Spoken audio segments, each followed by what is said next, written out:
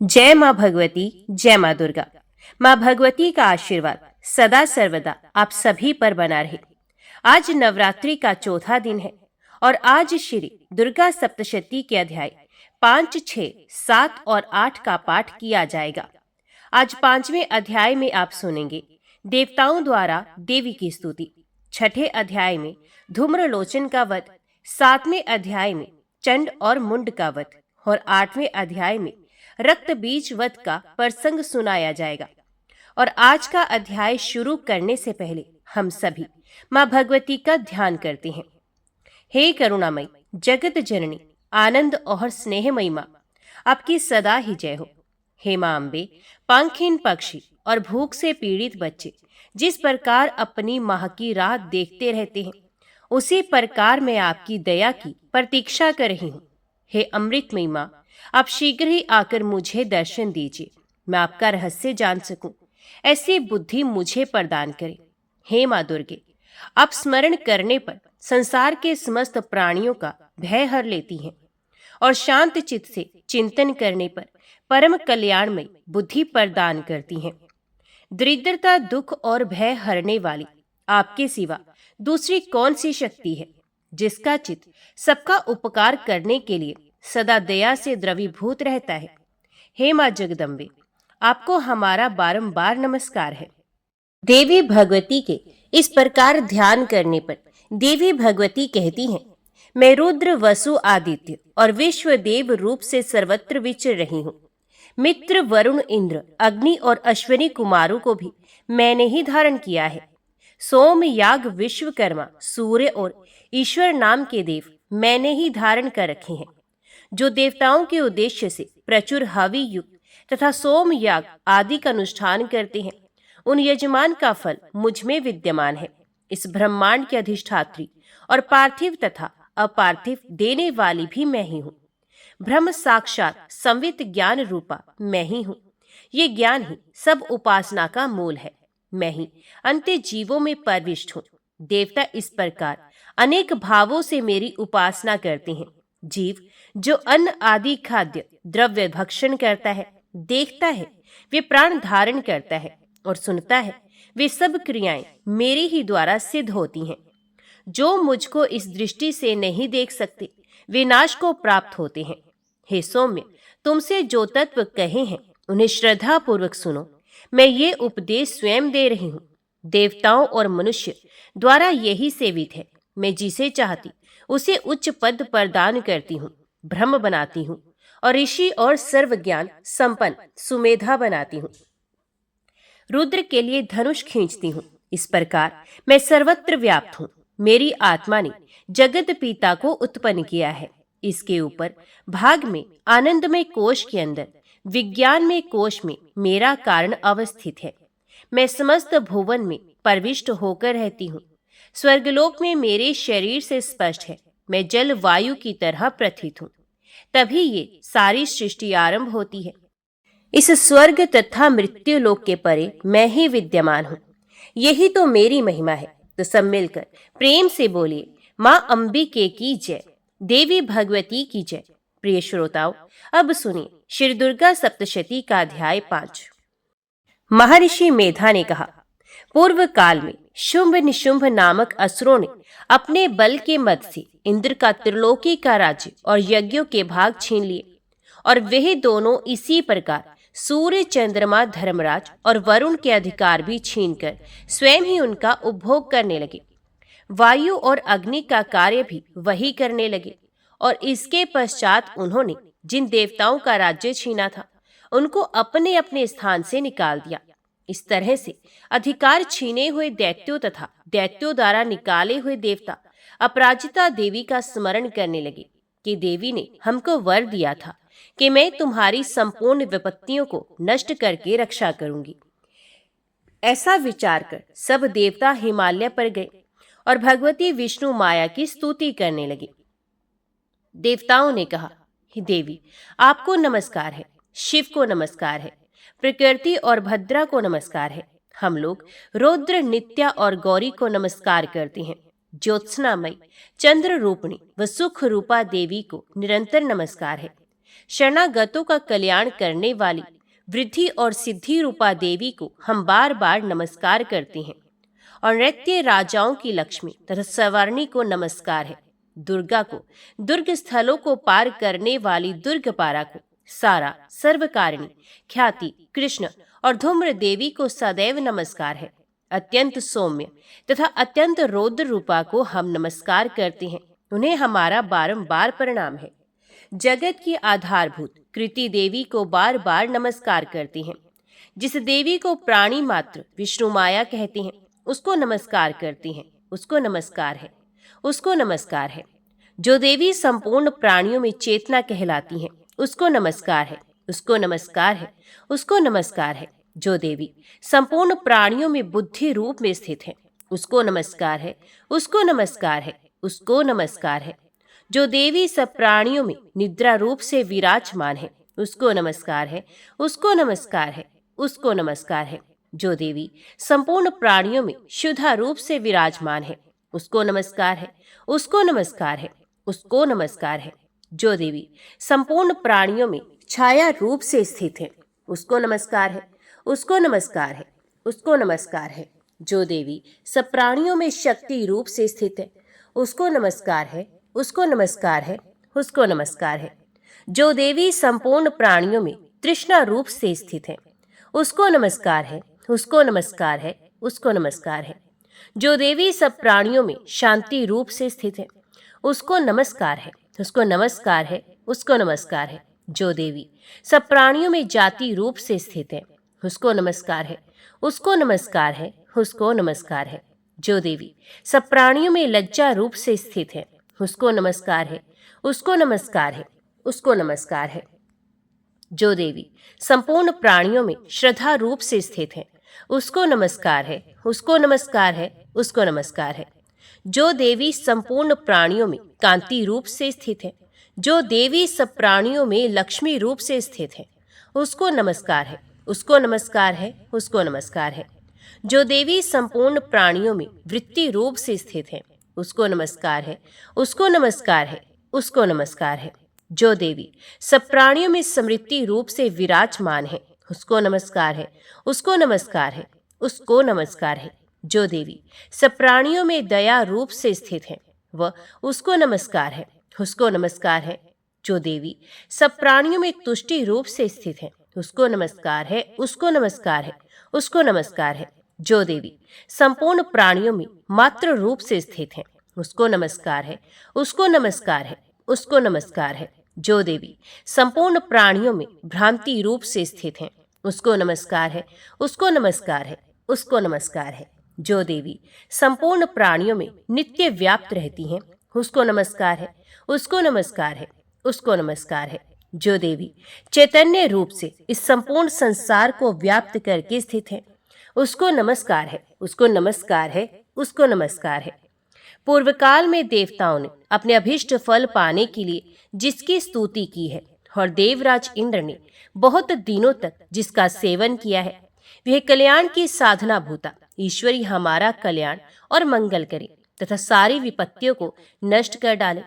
असुरों के सताए हुए हम संपूर्ण देवता उस परमेश्वरी को इस समय नमस्कार करते हैं तथा जो भक्ति पूर्वक स्मरण किए जाने पर तुरंत ही सब विपत्तियों को नष्ट कर देती हैं, वह जगदम्बा इस समय भी हमारा मंगल करके हमारी समस्त विपत्तियों को दूर करे। महर्षि मेधा ने कहा, हे राजन, इस प्रकार जब देवता स्तुति कर रहे थे तो उसी समय देवी पार्वती गंगा में स्नान करने के लिए आई। तब उनके शरीर से प्रकट होकर शिवा देवी बोली, शुंभ दैत्य के द्वारा स्वर्ग से निकाले हुए और निशुंभ से हारे हुए ये देवता मेरी स्तुति कर रहे हैं। पार्वती के शरीर से अंबिका निकली थी, इसलिए उसको संपूर्ण लोक में कौशिकी कहती हैं।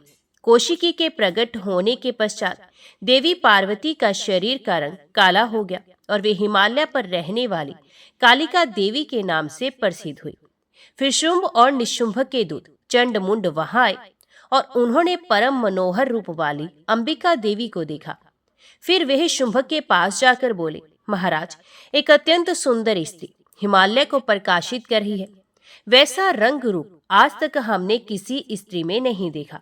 हे असुरेश्वर, आप ये पता लगाएं कि वह कौन है और उसको ग्रहण कर लें। वे स्त्रियों में रत्न है। वे अपनी कांति से दसों दिशाओं को प्रकाशित करती हुई वहां स्थित है, इसलिए आपका उसको देखना उचित है। हे प्रभु, तीनों लोकों के हाथी, घोड़े और मणि इत्यादि जितने भी रत्न हैं, वे सब इस समय आपके घर में शोभायमान हैं। हाथियों में रतन रूप एरावत हाथी, उच्च श्रवा नामक घोड़ा तो आप इंद्र से ले आए हैं। हंसों द्वारा जूता हुआ विमान जो कि ब्रह्मा जी के पास था, अब भी आपके पास है। और ये महापद्म नामक खजाना आपने कुबेर से छीना है। समुद्र ने आपको सदा खिले हुए फूलों की माला दी है। वरुण का कंचन की वर्षा करने वाला छत्र आपके पास है। रथों में श्रेष्ठ प्रजापति का रथ भी आपके पास है। हे दैतेंद्र, मृत्यु से उत्क्रांति का नामक शक्ति भी आपने छीन ली है, और वरुण का पाश भी आपके भ्राता निशुंभ के अधिकार में है। और जो अग्नि में ना जल सके, ऐसे दो वस्त्र भी अग्निदेव ने आपको दिए हैं। हे दैत्यराज, इस प्रकार सारी रतन रूपी वस्तुएं आप संग्रह कर चुके हैं, तो फिर आप ये कल्याणकारी स्त्रियों में रतन रूप अनुपम स्त्री आप क्यों नहीं ग्रहण करते? महर्षि मेधा बोले। चंडमुंड का ये वचन सुनकर शुंभ ने विचारा कि सुग्रीव को अपना दूत बनाकर देवी के पास भेजा जाए। प्रथम उसको सब कुछ समझा दिया और कहा कि वहां जाकर तुम उसको अच्छी तरह से समझाना और एक उपाय करना जिससे वे प्रसन्न होकर तुरंत मेरे पास चली आए। भली प्रकार समझाकर कहना। दूत सुग्रीव पर्वत के उस रमणीय भाग में पहुंचा जहां देवी रहती थी। दूत ने कहा, हे देवी, दैत्यों का राजा शुंभ जो इस समय तीनों लोकों का स्वामी है, मैं उसका दूत हूँ और यहाँ तुम्हारे पास आया हूँ। संपूर्ण देवता उसकी आज्ञा एक स्वर से मानते हैं। अब जो कुछ उसने कहलाकर भेजा है वह सुनो। उसने कहा है, इस समय संपूर्ण त्रिलोकी मेरे वश में है और संपूर्ण यज्ञों के भाग को पृथक पृथक मैं ही लेता हूँ, और तीनों लोकों में जितने श्रेष्ठ रत्न हैं वे सब मेरे पास हैं। देवराज इंद्र का वाहन ऐरावत मेरे पास है जो मैंने छीन लिया है। उच्च श्रवा नामक घोड़ा जो क्षीर सागर मंथन करने से प्रकट हुआ था, उसे देवताओं ने मुझे समर्पित किया है। हे सुंदरी, इनके अतिरिक्त और जो भी रत्न भूषण पदार्थ देवताओं के पास थे वे सब मेरे पास हैं। हे देवी, मैं तुम्हें संसार की स्त्रियों में रत्न मानता हूँ, क्योंकि रत्नों का उपभोग करने वाला मैं ही हूँ। हे चंचल कटाओं वाली सुंदरी, अब ये मैं तुझ पर छोड़ता हूँ कि तू मेरे या मेरे भाई महाप्रकर्मी निशुंभ की सेवा में आ जा। यदि तू मुझे वरेगी तो तुझे अतुल महान ऐश्वर्य की प्राप्ति होगी, अतः तुम अपनी बुद्धि से ये विचार कर मेरे पास चली आओ। महर्षि मेधा ने कहा। दूत के ऐसा कहने पर संपूर्ण जगत का कल्याण करने वाली भगवती दुर्गा मन ही मन मुस्कुराई और इस प्रकार कहने लगी। देवी ने कहा, हे दूत, तू जो कुछ भी कह रहा है वे सत्य है और इसमें किंचित मात्र भी झूठ नहीं। शुंभ इस समय तीनों लोकों का स्वामी है और निशुंभ भी उसी की तरह महाप्रकर्मी है, किंतु इसके संबंध में मैं जो प्रतिज्ञा कर चुकी हूँ उसे मैं कैसे झुटला सकती हूँ? अतः तो मैंने जो प्रतिज्ञा की है उसे सुन। जो मुझे युद्ध में जीत लेगा और मेरे अभिमान को खंडित करेगा तथा बल में मेरे समान होगा, वही मेरा स्वामी होगा। इसलिए शुंभ अथवा निशुंभ यहाँ आए और युद्ध में जीतकर मुझसे विवाह करें। इसमें भला देर की क्या आवश्यकता? दूत ने कहा, हे देवी, तुम अभिमान में भरी हुई हो, मेरे सामने तुम ऐसी बात ना करो। इस त्रिलोकी में मुझे तो ऐसा कोई दिखाई नहीं देता जो कि शुंभ और निशुंभ के सामने ठहर सके। हे देवी, जब अन्य देवताओं में से कोई शुंभ व निशुंभ के समान युद्ध में ठहर नहीं सकता, तो तुम जैसी स्त्री उनके सामने रणभूमि में ठहर कैसे सकेगी? जिन शुंभ आदि असुरों के सामने इंद्र आदि देवता नहीं ठहर सके, तो फिर तुम अकेली स्त्री उनके सामने कैसे ठहर सकोगी? अतः तुम मेरा कहना मानकर उनके पास चली चलो, नहीं तो जब वे तुम्हें केश पकड़कर घसीटते हुए ले जाएंगे तो तुम्हारा गौरव नष्ट हो जाएगा। इसलिए मेरी बात मानो। देवी ने कहा, जो कुछ तुमने कहा ठीक है। शुंभ और निशुंभ बड़े बलवान हैं, लेकिन मैं क्या कर सकती हूँ, क्योंकि मैं बिना विचारे प्रतिज्ञा कर चुकी हूँ। इसलिए तुम जाओ और मैंने जो कुछ भी कहा है ये सब आदर पूर्वक असुरेंद्र से कह दो। इसके पश्चात जो वे उचित समझे वही करे। जय मां भगवती, जय मां दुर्गा। अभी सुनिए श्री दुर्गा सप्तशती का छठा अध्याय। महर्षि मेधा ने कहा। देवी की बात सुनकर दूत क्रोध में भरा हुआ वहां से असुरेंद्र के पास पहुंचा और सारा वृत्तांत उसे कह सुनाया। दूत की बात सुन असुरेंद्र के क्रोध का पारावार ना रहा और उसने अपने सेनापति धूम्रलोचन से कहा, धूम्रलोचन, तुम अपनी सेना सह शीघ्र वहां जाओ और उस दुष्टा के केशों को पकड़कर उसे घसीटते हुए यहाँ ले आओ। यदि उसकी रक्षा के लिए कोई दूसरा खड़ा हो, चाहे वे देवता, यक्ष तथा गंधर्व ही क्यों ना हो, उसको तुम अवश्य मार डालना। महर्षि मेधा ने कहा। शुंभ के इस प्रकार आज्ञा देने पर धूम्रलोचन 60,000 राक्षसों की सेना को साथ लेकर वहां पहुंचा और देवी को देख ललकार कर कहने लगा, अरे तू अभी शुंभ और निशुंभ के पास चल। यदि तू प्रसन्नता पूर्वक मेरे साथ नहीं चलेगी तो मैं तेरे केशों को पकड़कर घसीटता हुआ तुझे ले चलूंगा। देवी बोली, असुरेंद्र, का भेजा हुआ तेरे जैसा बलवान यदि बलपूर्वक मुझे ले जाएगा तो ऐसी दशा में मैं तुम्हारा कर ही क्या सकती हूँ। महर्षि मेधा ने कहा। ऐसा कहने पर धूम्रलोचन उसकी ओर लपका, किंतु देवी ने उसे अपनी हुंकार से ही भस्म कर दिया। ये देखकर असुर सेना क्रुद्ध होकर देवी की ओर बढ़ी, परंतु अंबिका ने उन पर तीखे बाणों, शक्तियों तथा फरसों की वर्षा आरंभ कर दी। इतने में देवी का वाहन भी अपनी ग्रीवा के बालों को झटकाता हुआ और बड़ा भारी शब्द करता हुआ असुर सेना में कूद पड़ा। उसने कई असुर अपने पंजों से, कई अपने जबड़ों से और कई को धरती पर पटक कर अपनी दाढ़ों से घायल करके मार डाला। उसने कई असुरों के अपने नख से पेड़ फाड़ डाले और कई असुरों का तो केवल थप्पड़ मारकर सर धड़ से अलग कर दिया। कई असुरों की भुजाएं और सर तोड़ डाले और गर्दन के बालों को हिलाते हुए उसने कई असुरों को पकड़कर उनके पेड़ फाड़कर उनका रक्त पी लिया। इस प्रकार देवी के उस महाबलवान सिंह ने क्षण भर में असुर सेना को समाप्त कर दिया। शुंभ ने जब ये सुना कि देवी ने धूम्रलोचन असुर को मार डाला है और उसके सिंह ने सारी सेना का संहार कर डाला है, तब उसको बड़ा क्रोध आया। उसके मारे क्रोध के ओंठ फड़कने लगे और उसने चंड तथा मुंड नामक महाअसुरों को आज्ञा दी, हे चंड, हे मुंड, तुम अपने साथ एक बड़ी सेना लेकर वहां जाओ और उस देवी के बाल पकड़कर उसे बांधकर तुरंत यहाँ ले आओ।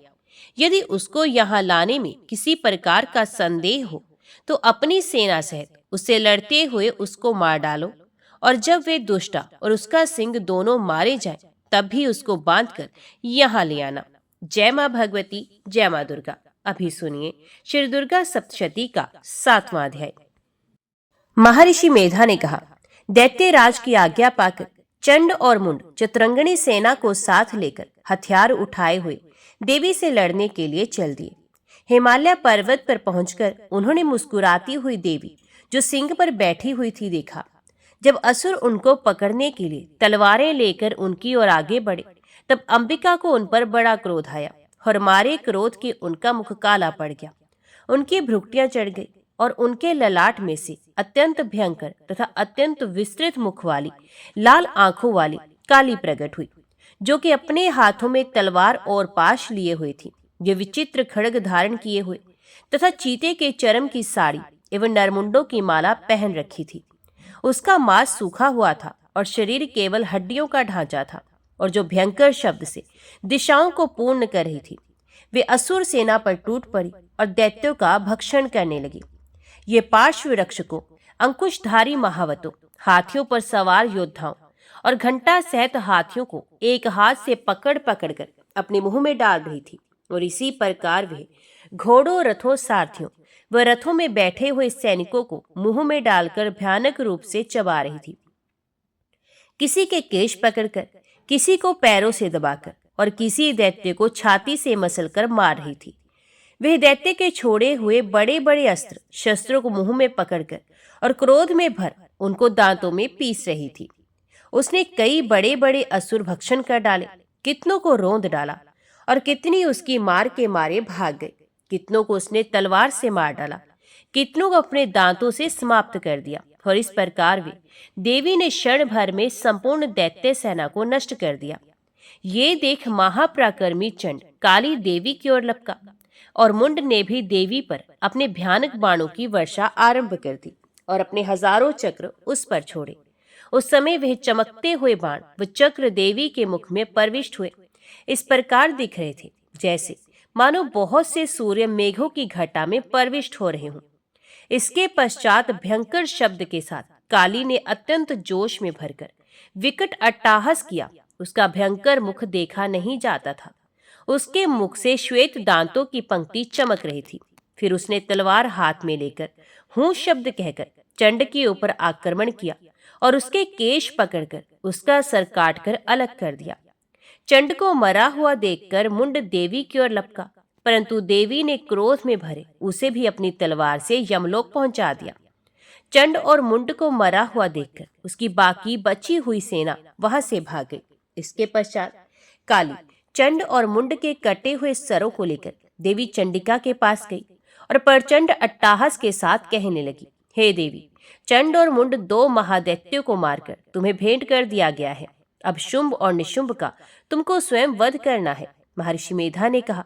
वहां लाए हुए चंड और मुंड के सरों को देखकर कल्याणकारी चंडी ने काली से मधुर वाणी में कहा, हे देवी, तुम चूंकि चंड और मुंड को मेरे पास लेकर आई हो, इस संसार में चामुंडा के नाम से तुम्हारी ख्याति होगी।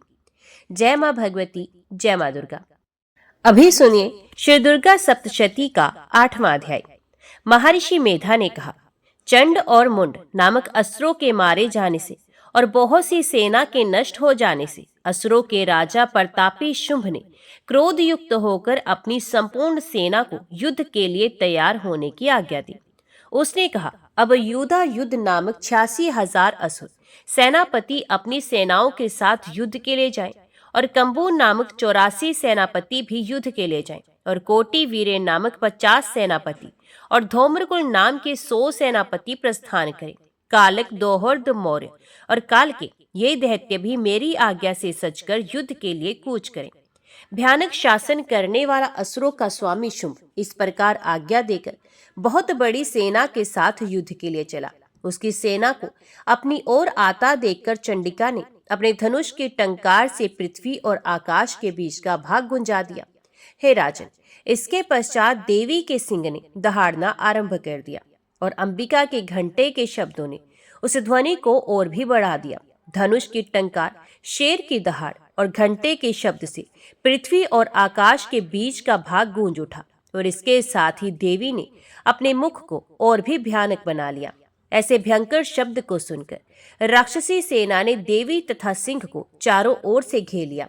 हे राजन, उस समय दैत्यों के नाश के लिए और देवताओं के हित के लिए ब्रह्मा, शिव, कार्तिकेय, विष्णु तथा इंद्र आदि देवों की शक्तियां जो अत्यंत पराक्रम और बल से संपन्न थी, उनके शरीर से निकलकर उसी रूप में चंडिका देवी के पास गई। जिस देवता का जैसा रूप था, जैसे आभूषण थे और जैसा वाहन था, वैसा ही रूप, आभूषण और वाहन लेकर उन देवताओं की शक्तियां दैत्यों से युद्ध करने के लिए वहां आई।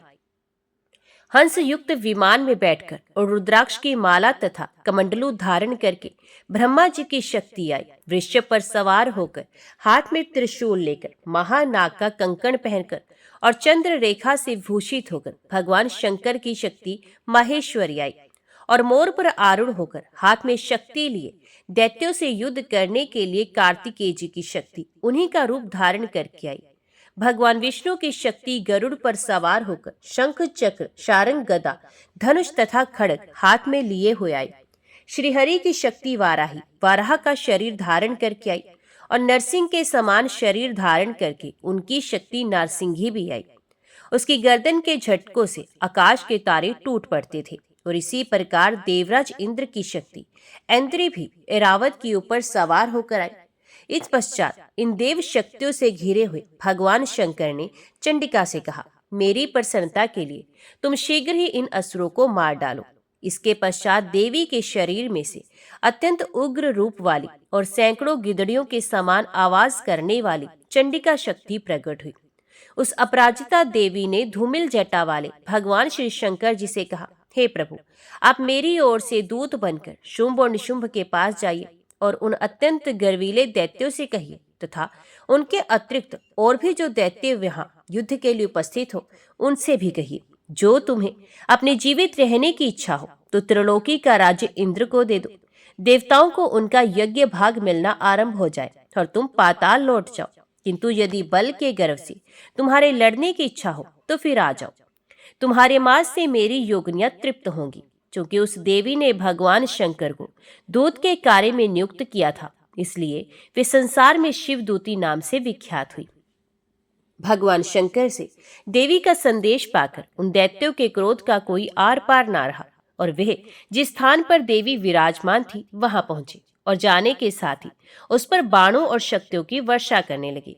देवी ने उनके फेंके हुए बाणों, शक्तियों, त्रिशूल और फरसों को अपने बाणों से काट डाला और काली देवी उस देवी के साथ आगे खड़ी होकर शत्रु को त्रिशूल से विदीर्ण करने लगी और खटवांग से कुचलने लगी। ब्राह्मणी जिस तरफ दौड़ती थी उसी तरफ अपने कमंडलों का जल छिड़ककर दैत्यों के वीर्य व बल को नष्ट कर देती थी। इसी प्रकार माहेश्वरी त्रिशूल से, वैष्णवी चक्र से और अत्यंत कोप वाली कुमारी शक्ति द्वारा असुरों को मार रही थी और इंद्री के बाजू के प्रहार से सैकड़ों दैत्य रक्त की नदियां बहाते हुए पृथ्वी पर सो गए। वाराही ने कितने ही राक्षसों को अपनी थूथन द्वारा मृत्यु के घाट उतार दिया। दाढ़ों के अग्रभाग से कितने ही राक्षसों की छाती को चीर डाला और चक्र की चोट से कितनों को ही विदीर्ण करके धरती पर गिरा दिया। बड़े बड़े राक्षसों को नरसिंगी अपने नखों से विदीर्ण करके भक्षण कर रही थी और सिंहनाद से चारों दिशाओं को गुंजाती हुई रणभूमि में विचर रही थी। शिवदूती के प्रचंड अट्टाहस से कितने ही दैत्य भयभीत होकर पृथ्वी पर गिर पड़े और उनके गिरते ही वे उनको भक्षण करके। इस तरह क्रोध में भरे हुए मातृगणों द्वारा नाना प्रकार के उपायों से बड़े बड़े असुरों को मरते हुए देखकर राक्षसी सेना भाग खड़ी हुई और उनको इस प्रकार भागता देखकर रक्तबीज नामक महापरिक्रमी राक्षस क्रोध में भरकर युद्ध के लिए आगे बढ़ा। उसके शरीर से रक्त की बूंदें पृथ्वी पर जैसे ही गिरती थी, तुरंत वैसे ही शरीर वाला तथा वैसा ही बलवान दैत्य पृथ्वी से उत्पन्न हो जाता था। रक्तबीज गदा हाथ में लेकर इंद्री के साथ युद्ध करने लगा। जब इंद्री शक्ति ने अपने वज्र से उसको मारा तो घायल होने के कारण उसके शरीर से बहुत सा रक्त बहने लगा और उसकी प्रत्येक बूंद से उसके समान ही बलवान तथा महाप्रकर्मी अनेकों दैत्य भयंकर रूप से प्रकट हो गए। वे सबके सब दैत्य बीज के समान ही बलवान तेज वाले थे। वे भी भयंकर अस्त्र शस्त्र लेकर देवियों के साथ लड़ने लगे। जब इंद्री के वज्र प्रहार से उसके मस्तक पर चोट लगी और रक्त बहने लगा तो उसमें से हजारों ही पुरुष उत्पन्न हो गए। वैष्णवी ने चक्र से, इंद्री ने गदा से रक्तबीज को चोट पहुंचाई और वैष्णवी ने चक्र से घायल होकर उसके शरीर से जो रक्त बहा उससे हजारों महाअसुर उत्पन्न हुए, जिनके द्वारा ये जगत व्याप्त हो गया। कुमारी ने शक्ति से, वाराही ने खड़ग से, माहेश्वरी ने त्रिशूल से उसको घायल किया। इस प्रकार क्रोध में भरकर उस महादैत्य ने सब मातृ शक्तियों पर पृथक पृथक गदा से प्रहार किया और माताओं ने शक्ति तथा शूल इत्यादि से उसको बार बार घायल किया। उसे सैकड़ों महादैत्य उत्पन्न हुए और इस प्रकार उस रक्तबीज के रुधिर से उत्पन्न हुए असुरों से संपूर्ण जगत व्याप्त हो गया, जिससे देवताओं को भय हुआ। देवताओं को भयभीत देखकर चंडिका ने काली से कहा, हे चामुंडे, अपने मुख को बड़ा करो और मेरे शस्त्रघात से उत्पन्न हुए रक्त बिंदुओं को तथा रक्त बिंदुओं से उत्पन्न हुए महाअसुरों को तुम अपने इस मुख में भक्षण करती जाओ। इस प्रकार रक्त बिंदुओं से उत्पन्न हुए महादैत्यों को भक्षण करती हुई तुम रणभूमि में विचरो। इस प्रकार रक्त क्षीण होने से यह दैत्य नष्ट हो जाएगा। तुम्हारे भक्षण करने के कारण अन्य दैत्य नहीं होंगे। काली से इस प्रकार कहकर चंडिका देवी ने रक्त बीज पर अपने त्रिशूल से प्रहार किया और काली देवी ने अपने मुख में उसका रक्त ले लिया। तब उसने गदा से चंडिका पर प्रहार किया। प्रहार से चंडिका को तनिक भी कष्ट नहीं हुआ, किंतु रक्त बीज के शरीर से बहुत सा रक्त बहने लगा। लेकिन उसके गिरने के साथ ही काली ने उसको अपने मुख में ले लिया। काली के मुख में उस रक्त से जो असुर उत्पन्न हुए उनको उसने भक्षण कर लिया और रक्त को पीती गई। तदंतर देवी ने रक्त बीज को, जिसका के खून काली ने पिया था, चंडिका ने उस दैत्य को वज्र, बाण, खड़ग तथा रिष्टि आदि से मार डाला। हे राजन, अनेक प्रकार के शस्त्रों से मारा हुआ और खून से वंचित वे महादैत्य रक्त बीज पृथ्वी पर गिर पड़ा। हे राजन, उसके गिरने से देवता अत्यंत प्रसन्न हुए और माताएं उन असुरों का रक्त पीने के पश्चात उद्भुत होकर नृत्य करने लगी। जय मां भगवती, जय मां दुर्गा। श्री दुर्गा सप्तशती का आज का अध्याय पूर्ण हुआ। इसके आगे का वृतांत आप सभी अगले अध्याय में जरूर सुनिए। तो आज की वीडियो में इतना ही। उम्मीद करती हूँ वीडियो आपको पसंद आई होगी। वीडियो पसंद आई हो तो वीडियो को लाइक और चैनल को सब्सक्राइब जरूर कीजिएगा। जय माता दी लिखकर कमेंट बॉक्स में अपनी हाजिरी और अपने सुझाव देना ना भूलेगा। तो मिलते हैं अगली कथा अगली वीडियो के साथ। तब तक के लिए देखते व सुनते रहिए। जय मां कंजक, जय माता दी।